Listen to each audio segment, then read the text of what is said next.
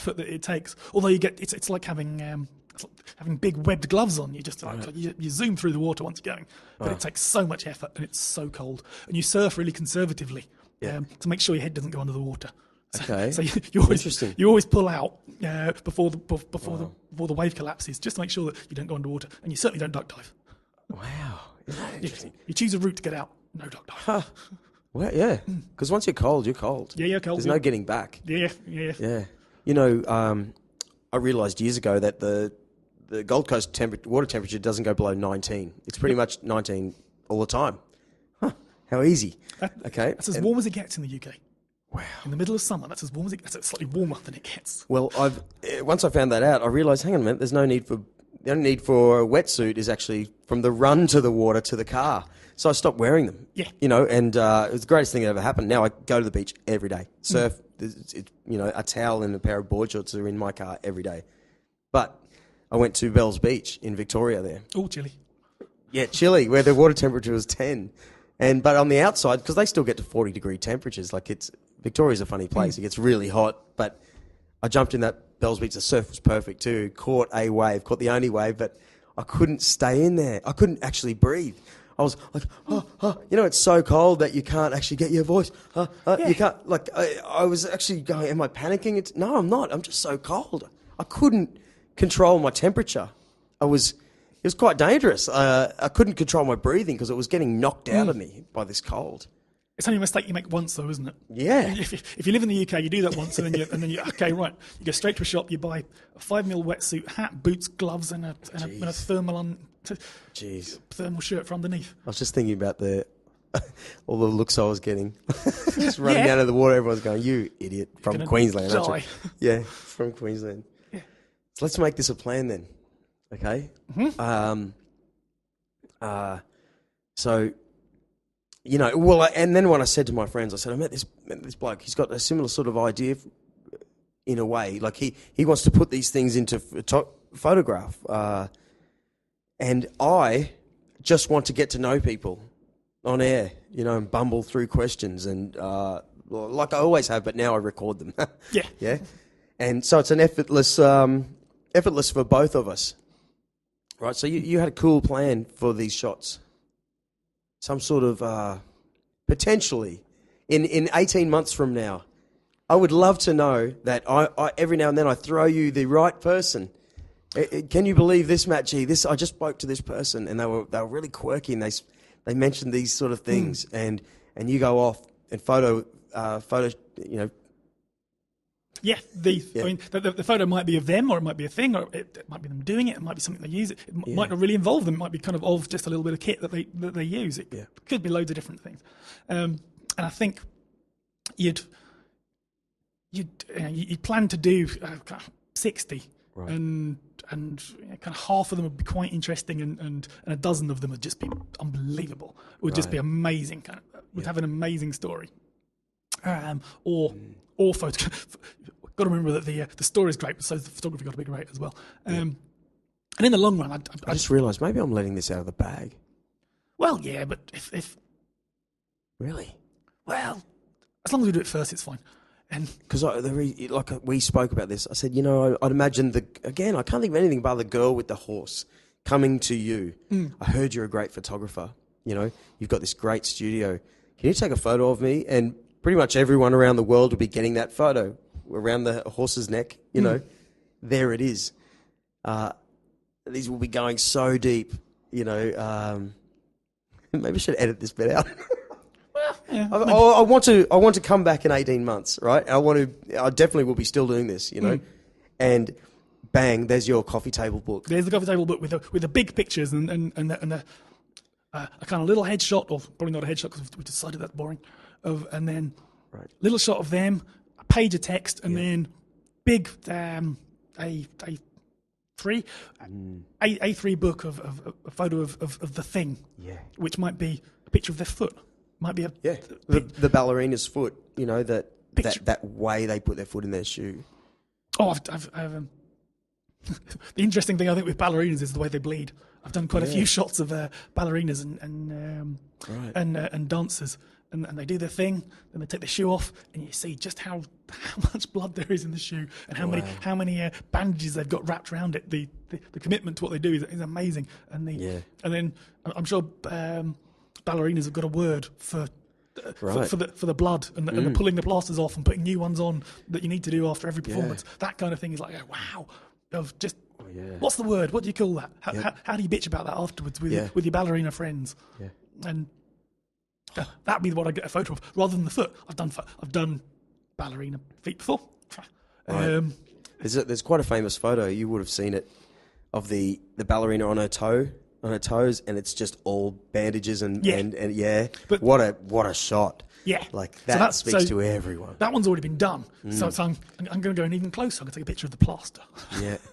What do you call that plaster? Because and it's on that particular spot. Everyone gets it on that spot. Yeah. For all we know, everyone in the industry looks at that photo and go, "That's BS, man. Look at that photo. You would never have a plaster on that particular spot." You know? Maybe because they didn't go that deep. But it's equally likely that I'm asking the wrong question, and ballerinas are going, no, there isn't a word for that. And but I wouldn't know until I've spoken to them and you have a chat and you find out these little details which you're not expecting. If it's an expected thing, I'm not really interested in it. Yeah. It's more the thing that where I can't predict it. So when it comes to ballerina shoes and feet and stuff, I'd probably go somewhere else. I'd probably follow a path of. They'd start talking about something which I well, didn't their expect. number one position, they have to put their hands in these funny little shapes, like that. We see it all the time. For instance, it's like a cool shot that would speak to every single ballerina. But I think almost, not quite as a rule, but almost as a rule, if I can predict it before speaking to them, then I don't want to do it. Right. Because it's something I know about, or you kind of know a little bit about. If it's something I think I know about, then it's interesting, but it's not as interesting as the thing that I don't know about. It's the bit of kit that's in their locker behind the stage, right, where they go, "Oh, this is what we use this for." Really? Totally didn't expect that. Yeah. That's the bit that I'm interested in, rather than. I was a stage manager once for a show that had tap dancing. Right, Okay, yeah. So for 10 shows, I had to wax down the stage with cans of Coca-Cola. See, that's a detail. That's a detail I really like. Yeah, Coca-Cola. It turns out you have to mop the stage with Coca-Cola, so it's not too. It's slightly sticky, but not too. Blew my mind. But there's that kind of. That's exactly what you're saying. That's exactly what I'm saying. Something where I go, really? Wow. And to them, they're like, yes, finally. Or someone got it. Or even them just saying, well, that's obvious. That's what we all do. Yeah. Didn't you know that? Actually, no, we didn't. The rest of us didn't know that. Yeah. And so that kind of thing, that's a great story. I like that one. Can of Coke, stage, tap dancing, foot next to it. A lot of ands in there. Oh. Well, mate, we're nearly wrapped up. Yeah. What's your immediate plans then? Or is it good not having plans? It is for me. With your love of things, like everything just gets better the next day. Like you must go surfing or spend time at the beach. You go to work and you just need to improve the next day. Like and that's how. What do you think? Or do you have plans? Like, no, I'm not really very good at plans. I moved from the UK to Australia without really a plan. It just kind of happened. And we moved to the Gold Coast. Didn't really have a plan. Just bought a house. Didn't really have a plan. So no, I'm not very good at plans. But next what I want to do is, because I've got all the kind of commercial photography and stuff and all the work that I'm being paid to do. I want to get a little bit of time during the week. I want to kind of commit to Tuesdays or Thursdays or something and say, okay, that's my day. And that's the day. That's the day when I'm going to do projects, and then and start to get the people in and start to chat to them and start to take the photos of things, whatever they might be. Yeah. Rather than always thinking about the next photo that needs to be taken, thinking about the next photo that I kind of want to take. Right. And do you ever do any sports related to what you were just saying?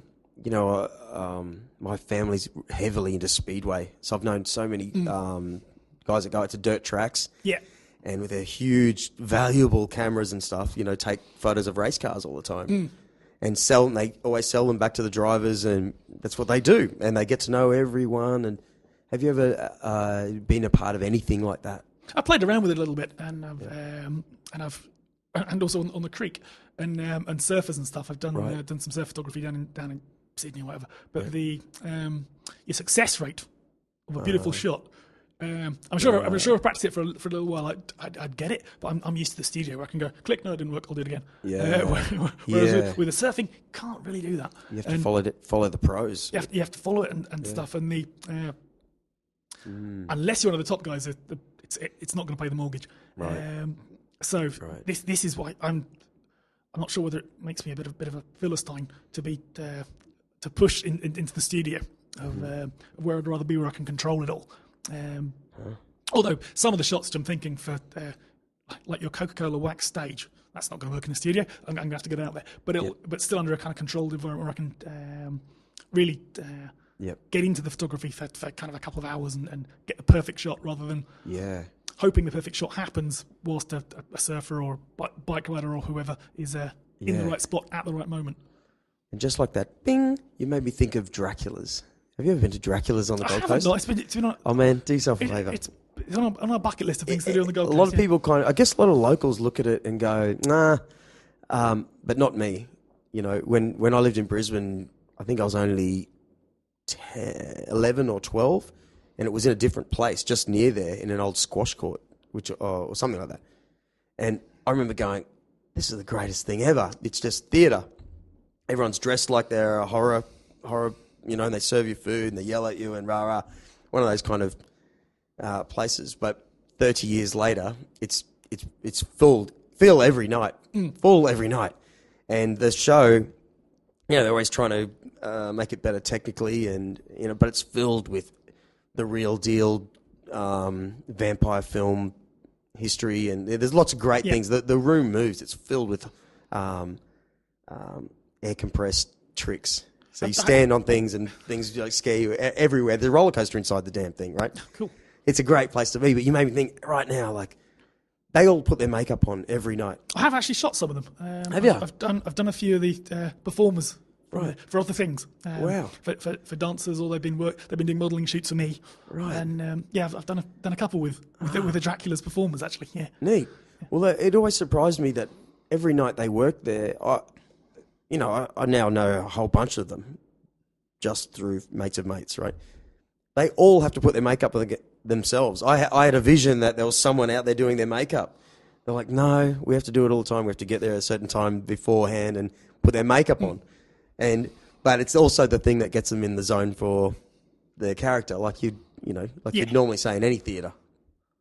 I'm going to try and creep down on one of those guys. It just came in my mind, so I'm going to really try and talk to one of those people. Yeah. I'd love to send one your way.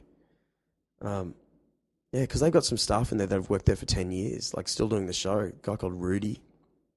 Anyway, I'm proud of the place because it's kind of all we have here. You know, our town just appeared recently, and they even knocked all that old town down and all these high rises. So it's you're living in a great place because it's kind of like this old place that isn't too old, and definitely it's the beaches are beautiful, but they're our one historic theatre. Your one bit of culture happens to be Dracula's. Yeah.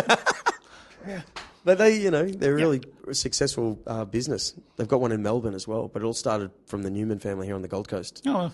So they're deep in quirky history. That's why people kind of go, Dracula's, it's nothing. But you go, oh yeah?